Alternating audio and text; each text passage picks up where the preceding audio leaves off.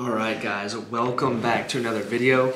I wanted to make this video because I made a prior video about how dating apps suck and I kind of wanted to make this as a part 2 to that and kind of just continue on that topic. You know, we live in this society now that allows us to connect and engage with other people more so than ever before. You know, you'd think it's easier than ever to meet people and it's easier than ever to find that person for you. But I think this is kind of going to be our downfall. I think it's gotten to a position now where we have too many options and we can't make up our minds basically. And we are no longer forming connections based off of personal interests and who a person actually is, and we're judging and basing our judgment off people primarily off of a profile picture and what someone writes about themselves in a 500 character text, and the majority of the time they're not even serious on it. So the previous video I made about the dating apps and how they suck got a lot of traction and it got a lot of people engaging with it. So I kind of wanted to continue it. It's one thing to recognize the problem, but it's a whole other thing to actually provide a solution. You can talk about all your problems you want, but if you're not taking action and not actually solving them, or at least trying to solve them, there's no point to even talk about them in the first place. So I want to preface it by saying I intend for this to be for people who are looking for relationships and looking to date seriously. If you are looking to hook up and have flings of basically just physical relationships, I'd say jump on the dating apps, jump on Tinder, do that. But I'm at a point in my life now where I'm just becoming more mature and I'm just wanting more stability in my life, and the whole idea of going out, trying to find someone to hook up with or find people to have a casual fling and that's it, it just really doesn't do much for me anymore. At some point, I want to, really find someone to be serious with and have a family and all that. So yeah, so the idea is to find someone to have a relationship with.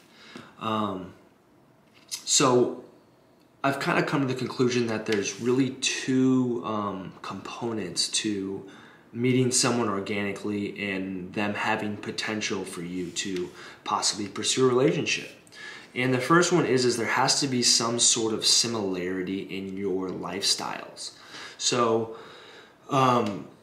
this could be something like you both share the same routine, or you both go to the gym at the same time, or you both are interested in this topic, or you're both involved in a similar social circle. There has to be some sort of similarity in your lifestyles that allow it to be as frictionless as possible.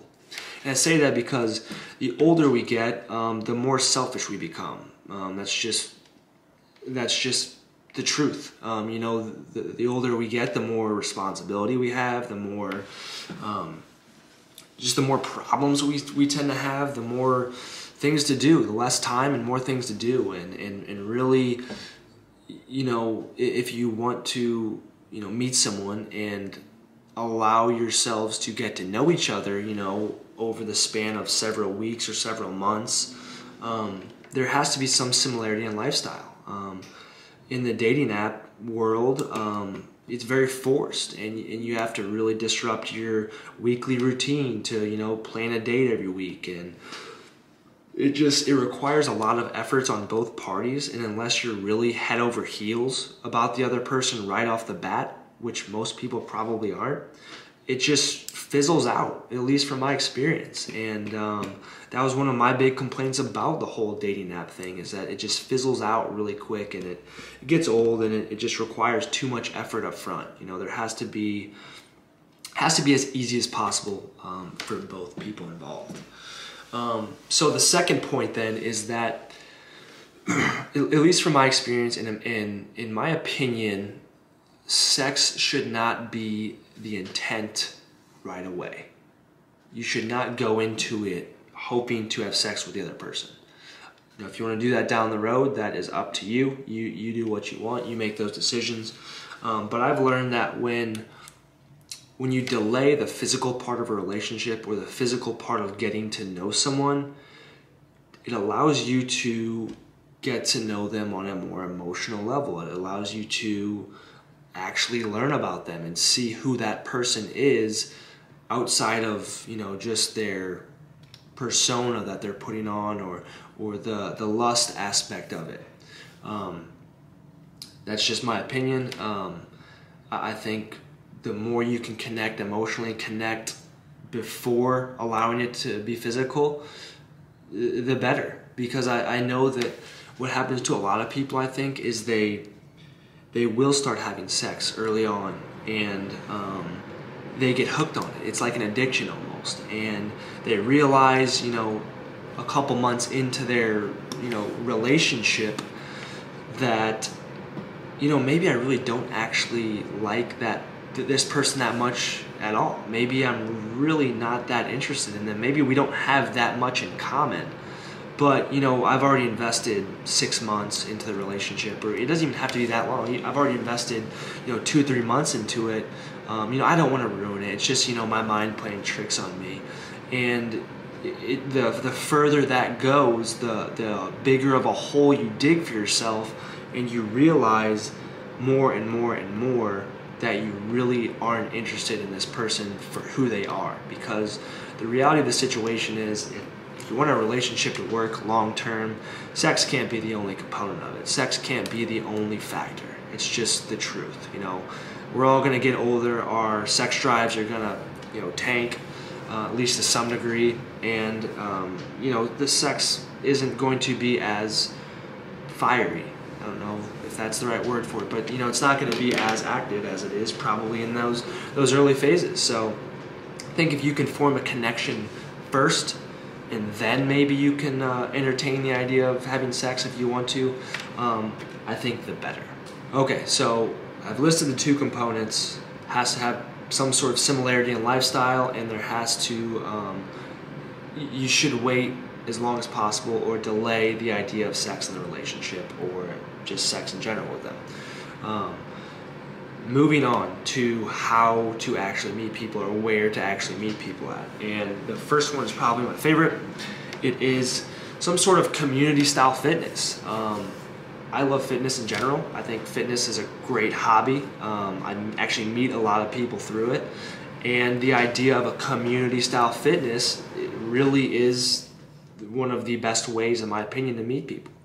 The gym I go to right now, at least one of the gyms I go to, is very bland. It's your stereotypical gym, barbells, dumbbells. You go in, everybody has their headphones in, and they're kind of in their own world. They do their own thing, and you leave. It's not community style at all. And if you're hitting on people at the gym, I think it's kind of weird in a gym like that. Just hitting on people in general. I don't like the term hitting on because I feel like it's kind of like predatory almost. But if you're at a gym like that, it makes it very difficult to approach someone or open up conversation with people because everyone's in their own world. Everyone kind of has like their defenses up in a sense. The idea of doing a weekly or bi-weekly yoga class, or joining a CrossFit gym, or doing F45 or Orange Theory, doing a community style workout, even if it's just once or twice a week, over the span of a couple months, pretty much allows you to meet or have interaction with everybody that's in that class. And it's not like I'm not promoting the idea of joining one of these classes, just hitting on everybody you see in there. I'm not promoting that, but it allows you to kind of get a feel for someone and get a vibe for someone without having to hit on them and make it awkward and making it so, you know, forced feeling. You know, the idea is to make it as least forced as possible. I don't know if I worded that correctly, but you don't want to force anything. I feel like the more you try to force things, the more uncomfortable and the more resistance that comes with it. So, you know, in these community style fitness classes, it creates an environment that allows you to actually meet people organically, and it's not weird. The second way, and it kind of is similar to the first one, but it's just join some sort of organization or a community that allows you to have similar interests. So it could be something like, you know, if you're religious, you know, a church group. It could be, if you're very career oriented, it could be a professional or networking group or event. It could even be an apartment complex. You know, there are a bunch of different apartment complexes around where I live where there's 100 to 200, 300 people, and they're primarily all around the same age group, so you can kind of pick and choose, you know, where the hot spots are that you want to move. But, you know, move into an apartment complex that, you know, has a pool or has some sort of social events that can allow you to meet people in the building. I would say approach that with caution, just because if you do date someone in your apartment and it goes south, that can be super awkward, living, you know, 2 floors above your ex. But, you know, needless to say, you can always move or break the lease. So that, you know, that's number 2, you know, just piggybacking off the first one, a community or join some sort of organization. And the third way, and another, you know, one of the best ways, I think, is through mutual friends. So, you know, the idea of going out to the bars is what it is. You know, it's fun, but it typically turns into people being drunk. It's fun, don't get me wrong, it's fun. But, you know, a lot of progress I don't think is made at the bars, and to be honest, I think it violates rule number 2, and that's the, you know, don't aim for sex right off the bat. You know, because I think there's a lot of people that go out to the bars, get drunk, and they just want to get laid. That's just the reality of the situation. So bars are one thing, but, you know, if you have a group of, you know, friends, for me, you know, if I have, you know, some girlfriends that I grew up with, and I know from, you know, high school or whatever, you know, or college, we all go out to the bars or go out to a happy hour, they bring one of their friends, bam, you know, you meet someone organically. And I think the idea of mutual friends is good because it kind of creates a sense of credibility. You know, I know this person, or I know person A, the person I want to meet knows person A, bam, they're you know, they're kind of vouching for me in a sense. So mutual friends is a good one. If drinking's not really your scene, you could always do like, you know, rec league sports or something. You know, get a sand volleyball team, or join a softball team. You know, do something like that. Something that allows you to interact and hang out with, you know, both sexes, and meet people organically without it being forced. So, you know, those are the main ways that I'm seeing on how to meet people and how I've been able to meet people in the past. You know, unfortunately, you know, sometimes it doesn't work out, sometimes it does, but I think it gives a more organic feel, and it allows it to be less forced. You know, you're not in your head as much trying to, you know, smooth talk through a witty opener. You know, you're just being yourself organically and kind of naturally allowing yourself to, you know, move closer towards, you know, people that you're attracted to. So that's it, guys. Hope that was helpful. You know, I think, you know, our society nowadays is becoming too technologically dependent, and it's causing a lot of problems like that, like dating issues, relationship issues.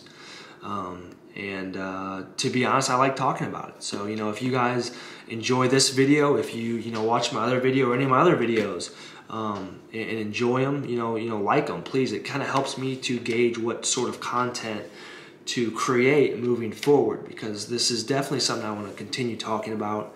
You know, I like talking about the whole idea of, you know, dating, relationships, technology, social media, how it's affecting our society and things like that. And, you know, seeing you guys interact or comment or whatever kind of, you know, reaffirms that with me and allows me to understand, you know, what other people like. So if you guys, you know, like this video, like other videos, you know, I'm planning on making more. Subscribe, you know, the whole YouTuber spiel.